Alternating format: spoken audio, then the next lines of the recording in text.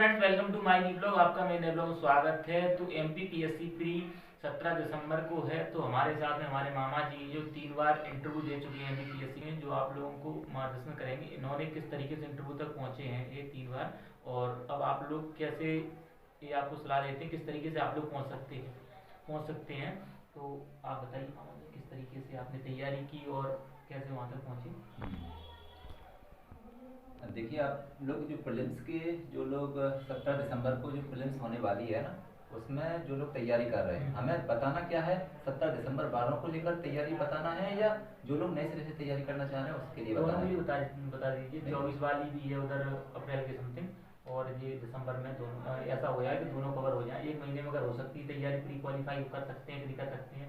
जिनमें syllabus complete हुआ है, किसी में अन्य कोई समस्या है हम्म। तो वो कैसे करें तैयारी और किस तरीके से क्वालिफाई कर सकते हैं। देखिए, सबसे पहले तो हमको क्या करना है, जो लोग 17 वाले की जो तैयारी कर रहे हैं ना, 17 दिसंबर को जो एग्जाम होने वाला है ना, जैसे पॉसिबिलिटी ये रहेगी कि 17 से डेट आगे निकल सकती है। तो अब हालांकि अपन को तैयारी किसके लेवल पे करना है? 17 दिसंबर को लेकर। तो अब चूंकि अगर कोई व्यक्ति नए सिरे से तैयारी करना चाहता है तो उसके लिए तो हम नहीं बोल सकते कि उसको में 100% हो जाएगा, क्योंकि अगर सिलेबस के अकॉर्डिंग देखेंगे तो सिलेबस बहुत ज़्यादा हो जाता है ना। लेकिन जिसने पहले से थोड़ा बहुत पढ़ा है उसके लिए 1 महीना पर्याप्त है प्रीलिम्स क्वालिफाई करने के लिए। ठीक है ना? पर्याप्त क्यों है? क्योंकि उसमें जो 50% क्वेश्चन होते हैं ना, वो सामान्य क्वेश्चन होते हैं। एक सामान्य व्यक्ति बगैर पढ़े लिखे जाएगा ना, वो अपने कॉमन सेंस के दम पर 50% आंसर सही कर देता है। अब लेकिन बात 50% की नहीं है। बात क्या है कि हमको क्या करना है कि हमको 50 से लेकर हमको 80 प्लस करना है। क्योंकि आप प्रीलिम्स क्वालिफाई जैसे डिफरेंट कैटेगरी के लोग अप्लाई कर रहे हैं ना, तो लगभग जो 80% क्रॉस करते हैं ना, उनका सबका सिलेक्शन हो जाएगा। ठीक है ना? तो अपन को जो रणनीति तैयार करनी है, यानी 30 दिन बचे हैं अपने पास, और 30 दिन में रणनीति क्या हो, तो क्या रणनीति क्या हो तो अपन उसको लेकर चर्चा करेंगे। सबसे पहले आप लोग पढ़ तो रहे ही हैं सब लोग, लेकिन आपको सिस्टमेटिक तरीके से तैयारी करनी है। तो सबसे पहले आपके पास क्या होना चाहिए? आप क्या करिए, सिलेबस को प्रिंट करवा कर आपको डेस्क पर रखना है। अगर विदाउट सिलेबस की आप तैयारी करेंगे, आपकी असफलता की पॉसिबिलिटी बढ़ जाएगी। इसलिए आपको सिलेबस को अपने डेस्क पर रखना है। ठीक है ना? तो सबसे पहले जब आप सिलेबस को देखते हैं तो एमपीपीएससी प्रीलिम्स में जो जीएस पेपर से अपनी मेरिट बनती है, सही बात है। जो सिविल सर्विस यानी स्टेट सिविल सर्विस की जो मेरिट बनती है ना, स्टेट सिविल सर्विस की मेरिट जो जीएस के पेपर से बनती है, चाहे वो यूपीएससी में ले लीजिए चाहे एमपीपीएससी में ले लीजिए। तो 10 यूनिट में अपना क्या सिलेबस को क्लासीफाई किया गया है। तो 10 यूनिट में सिलेबस को क्लासीफाई किया गया है। जैसे पहली यूनिट में इन्होंने क्या किया है, मध्य प्रदेश का इतिहास, कला एवं संस्कृति रखा है। ठीक है ना? और अब की बार पीएससी ने क्या किया है, अभी 2020 से 19 तक उन्होंने पिछला वाला सिलेबस था, लेकिन 20 से इन्होंने सिलेबस में परिवर्तन किया है। यानी इन्होंने 10 यूनिट दी है, तो 10 यूनिट के बाद इन्होंने हर यूनिट को क्लासीफाई किया है। जैसे अपन पहली यूनिट की चर्चा करते हैं। पहली यूनिट में इन्होंने दिया है मध्य प्रदेश का इतिहास, कला एवं संस्कृति। फिर इसमें इन्होंने सिलेबस को क्लासीफाई किया है।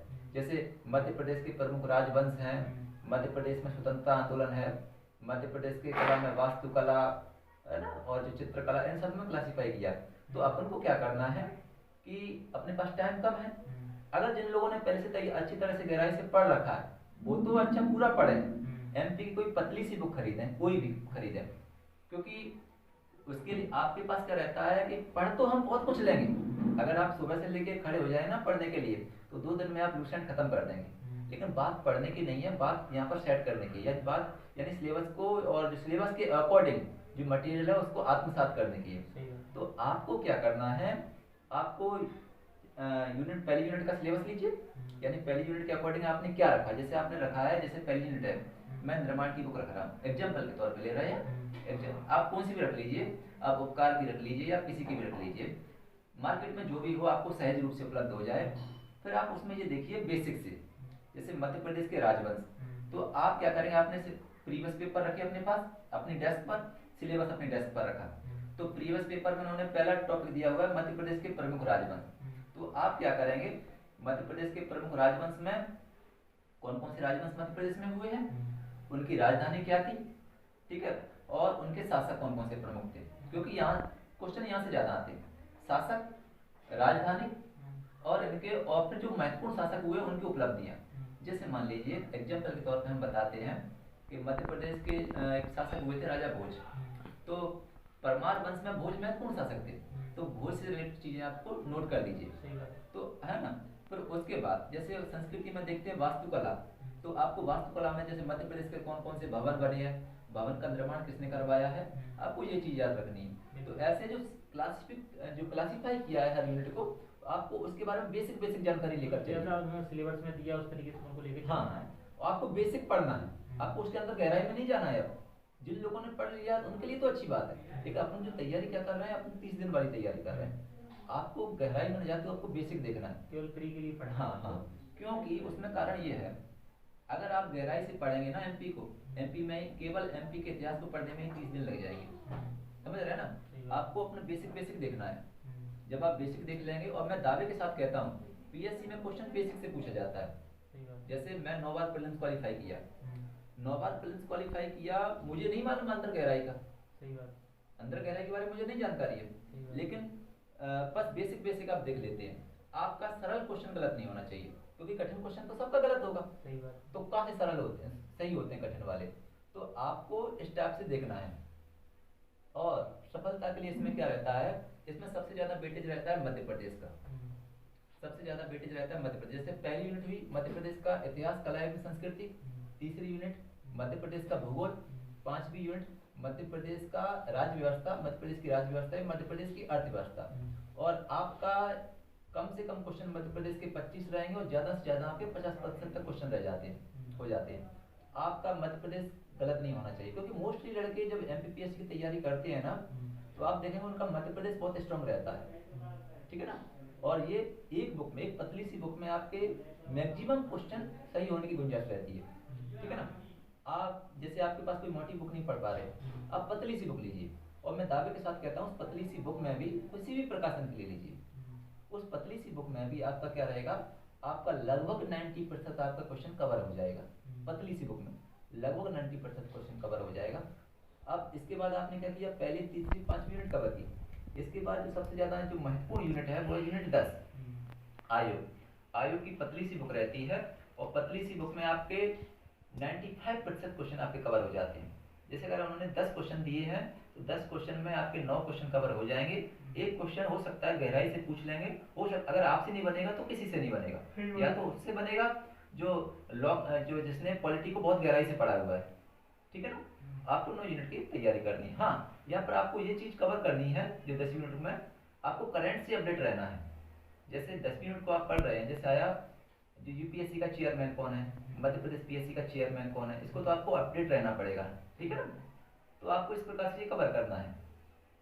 अब इसके बाद जो ये यूनिट हो गई, अब इसके बाद जो यूनिट रहती है, सरल यूनिट की बात कर रहा हूं मैं, जहां से आप मैक्सिमम नंबर ला सकते हैं। यानी अब यूनिट आ जाओ 7 यूनिट, यूनिट आपकी 7। जब आप यूनिट 7 में आपका क्या है, सामान्य विज्ञान एवं पर्यावरण। आपको क्या करना है, पर्यावरण में आप गहराई से अंदर नहीं जाना है आपको।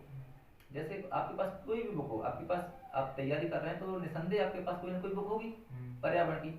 आपको उसमें जो ऊपर जो हेडिंग्स दी रहती है ना, आपको हेडिंग्स पढ़ना है। हेडिंग्स में दिया रहता है पृथ्वी सम्मेलन कब हुआ, क्योटो प्रोटोकॉल का संबंध किससे है, ठीक है ना। तो आपको ऐसे पर्यावरण को कवर करना है, और साइंस में भी इसी प्रकार से कवर करना है, ठीक है ना। तो आप ऐसे 7 यूनिट कवर कर आप मैक्सिमम नंबर यहाँ से ला सकते हैं। आपको हाँ, आप कुछ एग्जाम्पल ऐसे दे देंगे जो कठिन गहराई से पूछे गए, तो भाई गहराई वाले क्वेश्चन सबके लिए गलत है, सबके लिए समस्या पैदा करेंगे। और आपको प्रीलिम्स में मैं ये नहीं कह रहा कि आप स्कोर मत करिए, आपको मूल आपका टारगेट क्या है, आप सबमिट होना चाहते हैं मेंस में, ठीक है ना। आप उससे आप सबमिट हो जाएंगे, आप मेंस में आप पूरी ताकत तो आपको मेंस में लगाना है ना, सही बात है। आप ऐसे 7 यूनिट को कवर कर सकते हैं, ठीक है। आप यहाँ पर आइए, सबसे ज्यादा जो कठिनाई पड़ती है लोगों को वो यूनिट 9 में पड़ती है। एमपीपीएससी का जो ज्यादातर जो लड़कों को समस्या पड़ती है यूनिट 9 में पड़ती है, क्योंकि यूनिट 9 का कोई स्टैंडर्ड मटेरियल नहीं है। जैसे मैंने आज तक 9 बार प्रीलिम्स क्वालिफाई किया है, और 9 बार प्रीलिम्स क्वालिफाई करने में मैं आज तक नवी यूनिट का कोई स्टैंडर्ड मटेरियल नहीं कर पाया हूँ। जैसे अभी नवी यूनिट में उन्होंने क्या किया, इलेक्ट्रॉनिकी को भी जोड़ दिया इन्होंने, आर्टिफिशियल इंटेलिजेंस भी डाला है इन्होंने, लेकिन उससे पहले उन्होंने केवल एक लाइन रखी थी, सूचना एवं संचार प्रौद्योगिकी। जैसे 2000 सिलेबस 2012 से चेंज हुआ था पुराना वाला, तो 12 से लेकर 19 तक उन्होंने केवल एक लाइन रख दी थी, सूचना एवं संचार प्रौद्योगिकी। उसमें पूरा कंप्यूटर आ जाता था, ठीक है ना। तो उसका कोई सिस्टम नहीं है, कहीं से भी पूछ लेते थे। तो अपन को क्या करना है, कंप्यूटर की बेसिक जानकारी होनी चाहिए। आपका बेसिक कंप्यूटर गलत नहीं होना चाहिए। और कठिन जो क्वेश्चन ऐसे आते हैं ना, यूपी केवल एमपीपीएससी को ही मालूम रहता है इसका आंसर क्या है, ठीक है ना। तो आपको उसके पीछे नहीं दौड़ना है, आपको उसके पीछे नहीं दौड़ना है कि आपका जो क्वेश्चन सही हो जाए, नहीं, आपको उसके पीछे ना दौड़ते हुए आपका बेसिक क्वेश्चन आपका गलत नहीं होना चाहिए, सरल क्वेश्चन है वो गलत नहीं होना चाहिए। अब आप आ जा, इसके बाद आप यूनिट 8 पर, यूनिट 8 में उन्होंने क्या किया है कि जो है खेलकूद एवं करंट अफेयर्स दिया है। इन्होंने ये डाला है खेलकूद एवं करंट अफेयर्स। तो आपको क्या करना है, आपको जो करंट पढ़ना है वो स्पेशली खेलकूद से ज्यादा पढ़ना है, क्योंकि खेलकूद वाली करंट पूछने की संभावना ज्यादा रहती है। और आप कुछ पढ़ रहे हैं तो आप बेसिक पढ़ लीजिए खेलकूद का। जैसे क्रिकेट में कितने, सामान्यतः व्यक्ति जानते हैं क्रिकेट में कितने खिलाड़ी होते हैं, तो क्रिकेट के कुछ नियम पढ़ लीजिए। कुछ नियम ऐसे हैं जो हॉकी के नियम पढ़ लीजिए। और विशेषकर आप खेलकूद में फोकस करिए करंट पर, ठीक है। आप यहाँ से आप ऐसे कवरेंट करके मजबूत कर सकते हैं। और कोई पतली सी बुक से पढ़िए करंट का कोई सिलेबस नहीं होता। कोई ये कहे कि इसमें से 100 में 100% फंस जाएगा तो बिल्कुल नितांत झूठ बोल रहा है। फंस जाए वो किस्मत है, लेकिन अगर ये कहे कि हमारी बुक में से फंस जाएगा तो नितांत झूठ बोल रहा है। भाई जो है अभी आपको कोई स्टैंडर्ड बुक लेकर आप मान लीजिए मुझे एक महीने में आपको 50 पॉइंट याद रखना है। महीने में कौन सी घटना हुई, महत्वपूर्ण घटना है, आपको पढ़ लीजिए। आप उनको पढ़कर उसको कवर करिए। और विशेषकर एमपी की करंट का विशेष फोकस करना, जैसे तानसेन सम्मान किसको दिया गया, कालिदास सम्मान किसको दिया गया, ठीक है ना। एमपी की करंट ज्यादा पढ़ना है। तो ये यूनिट मैंने कौन सी यूनिट बताई आपको फोकस करने के लिए, पहली, तीसरी, पांचवी, 10वीं यूनिट, 7वीं यूनिट। और उसके बाद आपको क्या करना है, जो है 9th यूनिट को आपको मजबूत कर देना है। ये यूनिट आपका सिलेक्शन करवाती है, ठीक है ना। अब आपकी यूनिट कौन सी बच रही है, यूनिट 2। यूनिट 2 के बाद कौन सी बच रही है, यूनिट 4 और यूनिट 6। यूनिट 2 में है भारतीय इतिहास। भारतीय इतिहास को कोई आप स्टैंडर्ड बुक से पढ़ेंगे ना, बहुत सारा मटेरियल है, आप नहीं पढ़ पाएंगे। आपको क्या करना है, जैसे अपने एक चलती है ना लूसेंट माता, तो लूसेंट की बुक आप पकड़ लीजिए। लूसेंट की बुक आप पकड़ेंगे ना, तो यहाँ एक समस्या और है कि लूसेंट में जब अपन पढ़ते हैं ना, तो भाई बाबर के 4 लड़के थे, कामरान, अस्करी, हिंदाल। तो आपको ये चीज नहीं पढ़ना है, ये आपका नहीं पूछा जाएगा। बाबर का जन्म कहाँ पर हुआ था, बाबर का जन्म 1983 जो है 1483 में हुआ था। भाई ये क्वेश्चन आपका नहीं पूछा जा रहा। आप क्या करिए, लूसेंट बुक लेने के बाद आपको लगता है, लूसेंट बुक पकड़िए, उसको छोटे छोटे टुकड़ों में डिवाइड करिए। आप क्या करिए, जो प्रीवियस ईयर के पेपर उठाइए, आपको उसमें से लगता है इनमें से क्वेश्चन कहाँ से पूछे गए, उनको छोड़कर बाकी को क्रॉस कर दीजिए, काट दीजिए। क्योंकि जब आप पढ़ने के लिए जाएंगे तो आपको वहां पर दिमाग, जो आपका ध्यान नहीं जाना चाहिए, आपको वहां पर आपको जो महत्वपूर्ण दिख रहा है उसी को पढ़िए।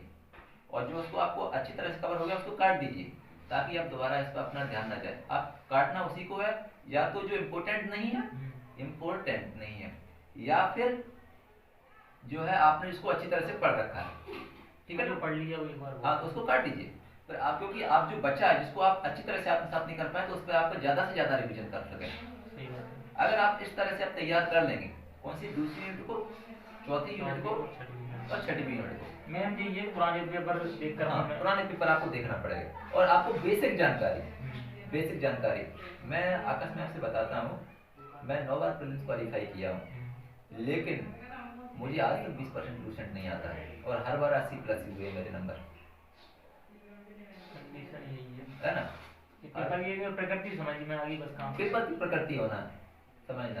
पर इसके बाद फिर जो है आपको एग्जाम के टाइम पर क्या रणनीति फॉलो करनी। मामा जी ने आपको मार्गदर्शन दिया, जो 3 बार इंटरव्यू तक पहुंचे हैं और सफलता नहीं मिल पाई, वो अलग बात है, कभी ना कभी तो मिलेगी आगे। तो बस यही है, अगर आप लोगों को मेरा ब्लॉग अच्छा लगा हो तो लाइक करें, सब्सक्राइब करें, कमेंट करें। Thank you for this watching, love you all.